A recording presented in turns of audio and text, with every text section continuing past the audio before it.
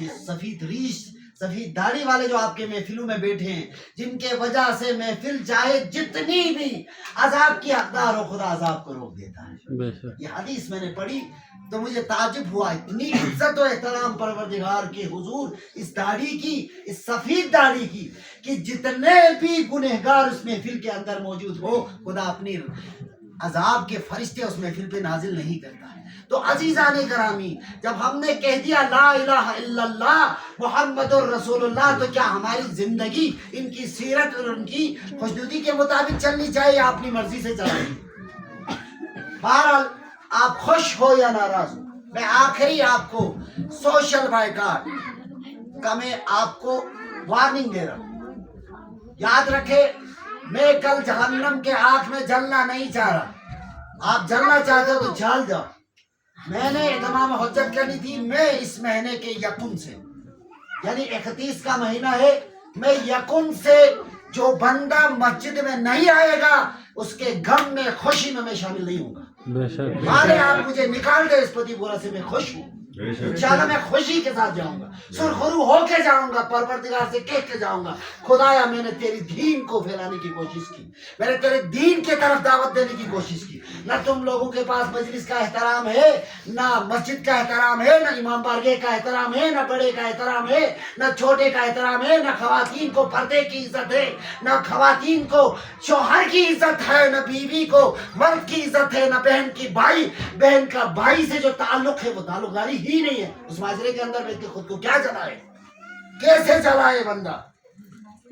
مسجد پہ کروڑوں تم نے خرچہ کیا ہے، آج نظر و نیاز کھانے کے لیے سب جمع ہو گئے، اپنا گوشت اپنا گوشت کھانے کے لیے تو جمع ہو گئے، اپنا گوشت کھا کے گوشت بڑھانے کے لیے جمع تو ہو گئے۔ اس مسجد کل قیامت کے دن جواب پوچھے تو کیا جواب دو گے؟ بتائیے مجھے۔ کیا پتی پورا والے مر گئے؟ 80 گھرانے ہیں، ایک ایک گھر کا ایک ایک فرد بھی آ جائے تو مسجد میں جگہ نہ ہو۔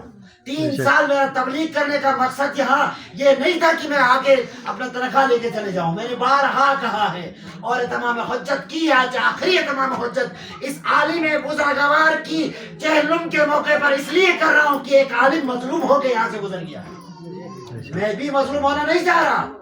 میں آپ کی 25-30 ہزار روپے تنخواہ لے کے کل خدا کے سامنے میں شرمندہ نہ ہو مولا امام زمانہ کے سامنے۔ اور یاد رکھے، آج کے بعد اگر میں یہاں رہوں تو آپ کسی مسجد کی بات نہ کریں، امام بارگاہ بنانے کی بات نہ کریں میرے سامنے۔ میں نے امام بارگاہ بھی دیکھا ہے، مساجد بھی دیکھی ہیں آپ نے۔ دنیا عالم میں پتی پورا ایک نام ہے مومنین کا۔ کہاں ہو تم مومن؟ تم تو منافق سے بھی بدتر ہو قرآن کے نزدیک۔ ہم جو بیٹھ کے تمہارے سامنے یہ بزرگ جو مساجد کو رونق بخشتے ہیں اور رات کو جا کے کتوں کے ساتھ بیٹھ کے کھانا کھاتے ہیں، ان کی دعائیں اس لیے قبول نہیں ہوتی ہیں۔ پتا ہے آپ کو، جو اولاد نماز نہیں پڑھتی ہے، جو شخص نماز نہیں پڑھتا ہے، وہ کتا اور مشرک سے بدتر ہے۔ کتے کو دیکھنا گناہ نہیں ہے، بے نمازی کا چہرہ دیکھنا گناہ ہے، حرام ہے۔ خود کو کیا سمجھ کے رکھا ہے؟ خدا کا عذاب آپ پر آ رہا ہے، آپ سمجھ نہیں رہے ہو، بچاؤ خود کو اس عذاب سے۔ میں ماؤں سے گزارش کروں گا، بچاؤ۔ میں نے ماؤں کو بھی یہ تمام حجت پوری کی، رات کے نماز کے وقت یعنی اپنے بچوں کو لے کر آئے مساجد تک، کہاں مر گئی وہ مائیں؟ سکول نہیں جاتا ہے پٹائی، مدرسہ نہیں جاتا پٹائی، نماز نہیں پڑھتا ہے، یہ بے نمازی اولاد پیدا کرنے سے کتے پیدا کرو بہتر ہے۔ تم کس کے اوپر احسان کر رہے ہو؟ بولا امام زمانہ کے لیے سپاہی چاہیے، مومن چاہیے، دیندار چاہیے، بے نمازی بغیرت نہیں چاہیے۔ آج ایران اسلامی ملک امریکہ جیسے سپر پاور کی آنکھوں میں آنکھیں ڈال کے بات کر رہی ہے تو وہ اس وجہ سے کر رہی ہے کہ وہاں کی مساجد آباد ہے، وہاں کے ماں کے گود میں جو بچہ ابھی 2 سال کا نہیں ہوا چھوڑ دے سجدے پہ سر رکھ کے ماں کا نقل اتار رہا ہے، باپ کا نقل اتار رہا ہے۔ یا تو مائیں 10 بجے اٹھتی ہیں، 12 بجے اٹھتی ہیں، تمہارے بچے کیسے اسلامی بنیں گے؟ ایک وقت کا کھانا میں نے کہا کہ جو بچہ مسجد نہیں جاتا، نماز نہیں پڑھتا ہے، اسے کھانا بند کر دو۔ کیا آپ لوگوں نے ایک دن ارے میری ماں ذرا بتاؤ مجھے اگر اس گھر کے اندر آگ جل جائے ابھی کے ابھی اللہ کا عذاب نازل ہو تو کیا کرو گے؟ اپنے بچوں کو اٹھا اٹھا کے باہر پھینک دو گے؟ زلزلہ آ جائے تو بچوں کو دو دو پکڑ کے بھاگ جاؤ گے؟ یہ تو دنیاوی عذاب ہے خدا جو ایک لمحہ تمہیں دکھانا چاہ رہا ہے. اگر تمہارے بچے گھر کے اندر آگ لگ جائے تو کیا کرو گے؟ سوتے ہوئے بچے کو چھوڑ کے بھاگ جاؤ گے؟ بچہ سو رہا ہے، بچی سو رہی ہے، نماز کا ٹائم ہو رہا ہے. کبھی ایسا کیا؟ نہیں. آپ باز کے طرح بچوں کو پکڑ پکڑ کے باہر پھینکو گے. کیوں؟ آگ سے بچانا ہے. کیوں؟ زلزلے سے بچانا ہے. کیوں؟ عذاب خدا سے بچانا ہے. کہاں مر گئے ہو؟ قیامت کا عذاب کا نہیں پتا؟ ایک چنگاری اس دنیا کے آگ سے کہیں زیادہ خطرناک ہے. عذاب آگ تو آپ پڑھیں گے، قرآن پڑھائیں گے تو بچوں کو تو سمجھ میں آ جائے گا.